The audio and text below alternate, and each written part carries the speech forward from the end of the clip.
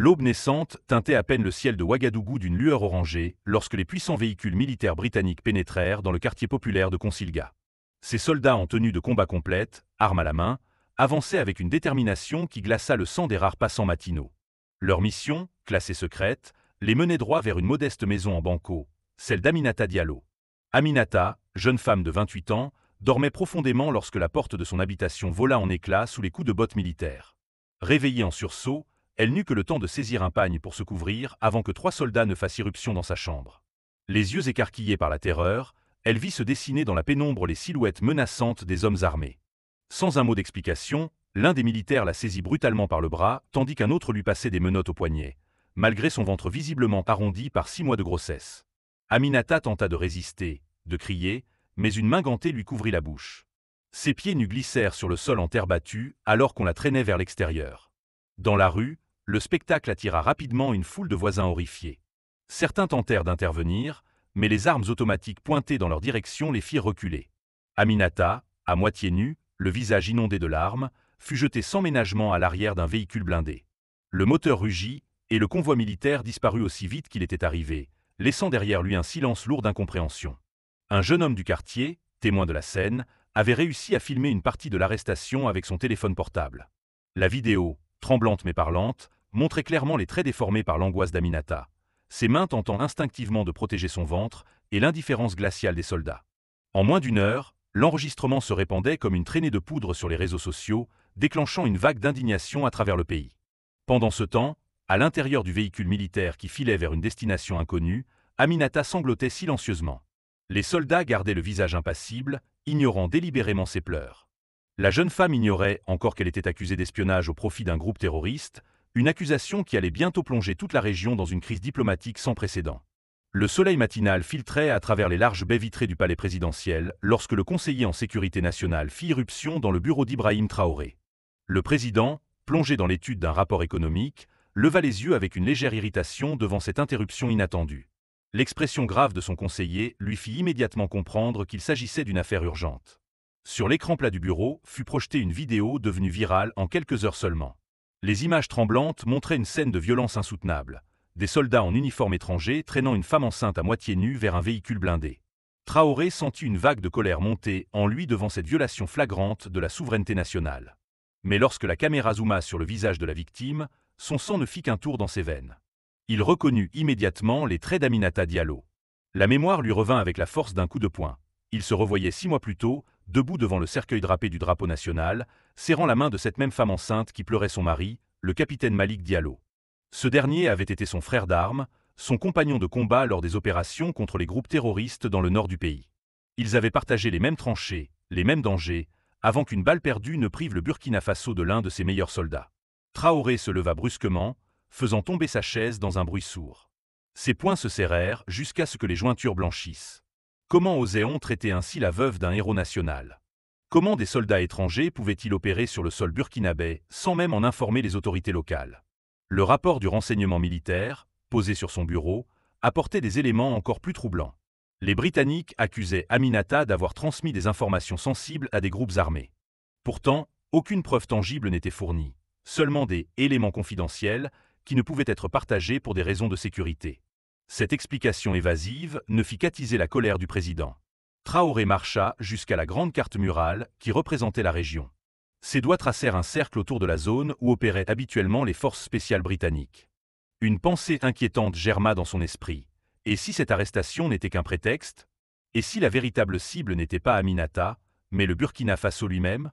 Sans perdre un instant, il convoqua une réunion d'urgence avec son état-major et le ministre des Affaires étrangères. Les visages autour de la table de conférence reflétaient une même détermination mêlée d'appréhension. Chacun comprenait que cette affaire dépassait largement le cadre d'une simple arrestation. Il s'agissait désormais d'une crise diplomatique majeure, d'un affront à la souveraineté nationale qui ne pouvait rester sans réponse. Alors que les premières mesures étaient décidées, rappel de l'ambassadeur burkinabé à Londres, demande officielle d'explication, Traoré garda un moment le silence. Son regard se perdit par la fenêtre, vers les rues animées de Ouagadougou où la nouvelle commençait à se répandre. Il savait que les heures à venir seraient décisives, non seulement pour Aminata, mais pour l'avenir même de son pays sur la scène internationale. La salle de réunion du palais présidentiel était plongée dans une tension palpable. Ibrahim Traoré, assis à la tête de la longue table en acajou, attendait avec une patience de façade l'arrivée de l'ambassadeur britannique. Les murs ornés de portraits des anciens présidents semblaient observer la scène en silence, témoins muets de ce qui s'apprêtait à devenir un moment historique. Lorsque les lourdes portes s'ouvrirent, l'ambassadeur James Whittaker entra d'un pas mesuré, accompagné de 2 conseillers. Son regard croisa brièvement celui de Traoré avant de se poser sur le dossier posé devant lui. Le protocole habituel fut réduit au strict minimum. Aucune poignée de main, aucune formule de politesse. L'ambassadeur prit place, ajustant sa cravate d'un geste nerveux. Traoré ne lui laissa pas l'initiative. D'une voix calme mais chargée d'une autorité indiscutable, il exposa les faits. L'arrestation illégale d'une citoyenne burkinabé, enceinte, sans mandat, sans preuve tangible et surtout sans la moindre coordination avec les autorités locales. Chaque mot était pesé, chaque syllabe tombait comme un coup de marteau. Whittaker écouta, le visage fermé. Lorsqu'il prit la parole, ce fut pour invoquer des raisons de sécurité nationale, des soupçons d'espionnage, des menaces terroristes. Des termes vagues, des formules toutes faites qui sonnaient comme une insulte à l'intelligence de l'Assemblée. Il refusa de fournir des preuves, arguant du caractère confidentiel des informations. Un silence glacial s'installa. Traoré, les mains jointes sur la table, fixa l'ambassadeur avec une intensité qui fit pâlir ce dernier. « Vous êtes en train de me dire, » commença-t-il d'un ton qui contrastait avec sa colère contenue, « que vos soldats ont enlevé une femme enceinte, sur mon territoire, sans aucune justification autre que des soupçons ?»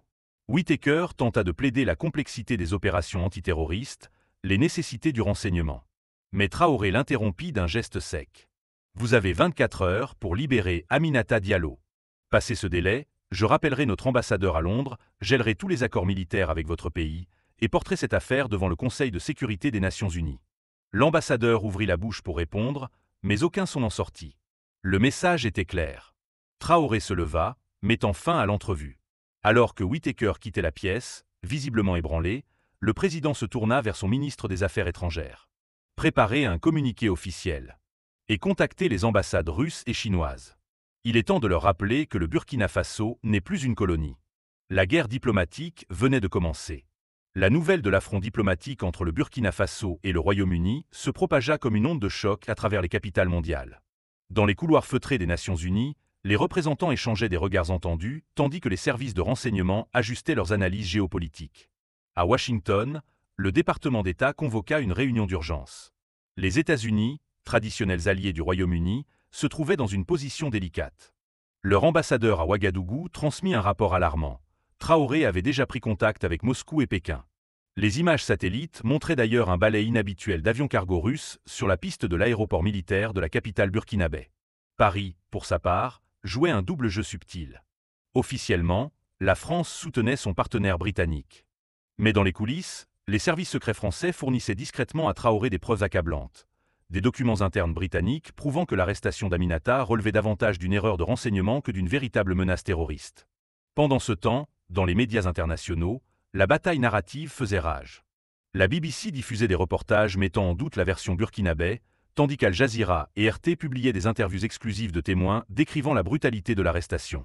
Les réseaux sociaux devenaient un champ de bataille numérique où bots pro-occidentaux et activistes panafricanistes s'affrontaient à coups de hashtags et de vidéos virales. À Bruxelles, la Commission européenne tentait désespérément de calmer le jeu. Mais l'Union africaine, sous l'impulsion du Sénégal et de l'Afrique du Sud, prenait des mesures concrètes. Suspension des exercices militaires communs avec les forces britanniques, révision des accords commerciaux et surtout, une demande officielle de sanctions contre le Royaume-Uni devant la Cour pénale internationale pour violation des droits de l'homme. Dans son bureau, Traoré observait cette tempête avec une satisfaction amère. Les cartes étaient désormais sur la table. Mais il savait que le véritable danger ne viendrait pas des déclarations officielles ou des résolutions onusiennes. Non point le vrai péril se cachait dans l'ombre des services secrets, là où se jouaient les guerres sans nom, les coups bas qui faisaient et défaisaient les régimes. Et c'était précisément là qu'il devait frapper en premier. Sans un mot, il tendit la main vers le téléphone rouge relié directement au QG des forces spéciales burkinabé. L'étape suivante de la contre-offensive venait de commencer. La salle de crise du palais présidentiel vibrait d'une énergie contenue. Autour de la table stratégique, les écrans tactiques affichaient en temps réel les mouvements des forces étrangères dans la région. Ibrahim Traoré, debout devant une carte géante de l'Afrique de l'Ouest, traçait des lignes invisibles entre les capitales alliées et les points de tension. L'équipe diplomatique venait de recevoir une offre inattendue. La Chine proposait un soutien militaire discret en échange de droits miniers exclusifs sur les gisements de lithium du Nord. Les Russes, quant à eux, offrait des systèmes de défense aérienne modernes et une protection politique au Conseil de sécurité, à condition que le Burkina Faso rompe définitivement ses accords de coopération avec les anciennes puissances coloniales. Traoré écouta les arguments de ses conseillers sans intervenir. Son regard se perdit un instant sur la photographie d'Aminata Diallo épinglée au mur. Cette image rappelait l'enjeu humain derrière les calculs géopolitiques. Au même moment, des informations cruciales parvenaient des services de renseignement. Les Américains, inquiets de voir la situation leur échapper, avaient dépêché un émissaire spécial à Ouagadougou. La France, par des canaux discrets, faisait savoir qu'elle était prête à jouer les médiateurs si le Burkina Faso acceptait de modérer ses nouvelles alliances. La manœuvre était transparente. Les puissances occidentales sentaient le terrain leur glisser sous les pieds et tentaient de reprendre l'initiative. Traoré prit sa décision en moins de temps qu'il n'en fallut à ses conseillers pour terminer leur présentation. Il ordonna l'envoi immédiat d'une délégation militaire à Moscou, tout en maintenant ouverts les canaux de discussion avec Washington. La stratégie était claire, jouer chaque puissance contre les autres, tout en préservant jalousement l'indépendance du Burkina Faso. Cette nuit-là, alors que les capitales occidentales s'interrogeaient sur les intentions réelles de Ouagadougou, un avion cargo russe atterrit discrètement sur une base militaire isolée. Sa cargaison, soigneusement inspectée par les forces spéciales burkinabais, contenait bien plus que des armes. C'était la preuve tangible que le jeu des alliances venait de basculer.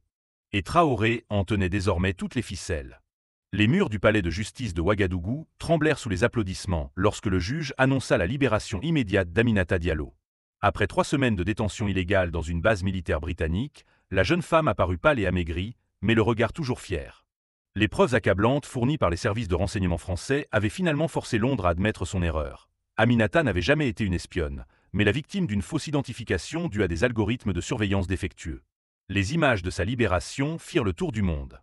On y voyait Aminata, enveloppée dans un tissu traditionnel, serrée contre son ventre arrondi les documents officiels attestant son innocence.